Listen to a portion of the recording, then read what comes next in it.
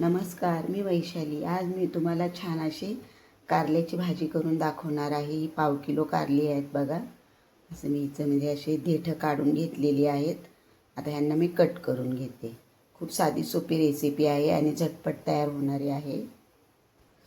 हे बघा अशी कट करून घेतलेली आहेत आणि हे बघा मधून मी थोडंसं चिरून पण घेतलेलं आहे, म्हणजे किडलेलं वगैरे असेल ते आपल्याला दिसून येतं।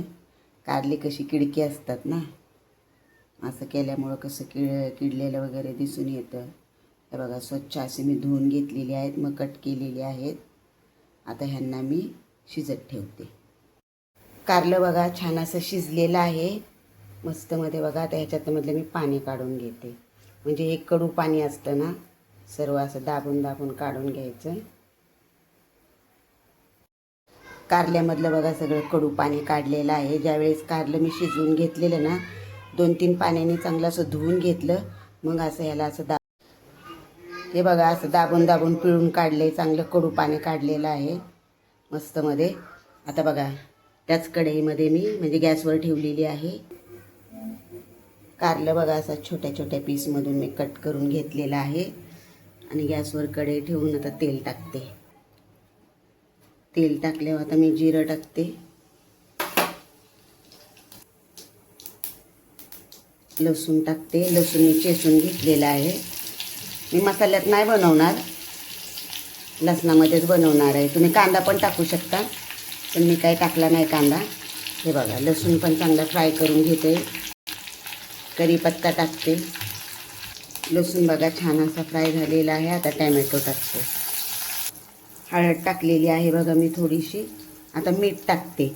मी मिठामध्ये कारलं शिजवलेलं, त्याच्यामुळे मीठ चांगलं असं कारल्यामध्ये मुरलेलं आहे।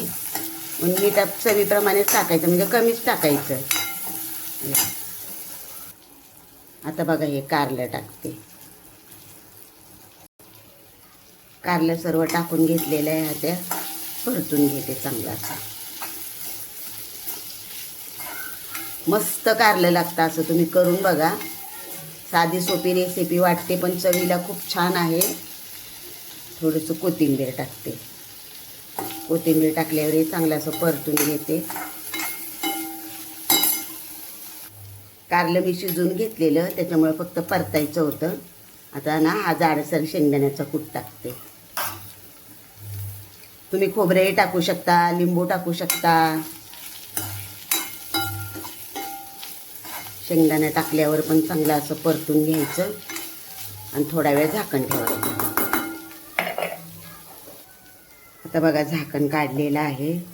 खूप छान ही भाजी होते। भाकरीबरोबर चपातीबरोबर खाऊ शकता। मला तर खूप आवडते, अशीच भाजी आवडते। जास्त शेंगदाणे पण बरे नाही वाटत। साधी सिंपल भाजी पण छान लागते, फक्त परतून वगैरे व्यवस्थित घ्यायचं। हे बघा, तर कशी वाटली मी बनवलेली कारल्याची भाजी तुम्हाला, हे तुम्ही मला नक्कीच कमेंट करून सांगा। माझ्या चॅनलला लाईक, शेअर आणि सबस्क्राईब करा। Okay, bye.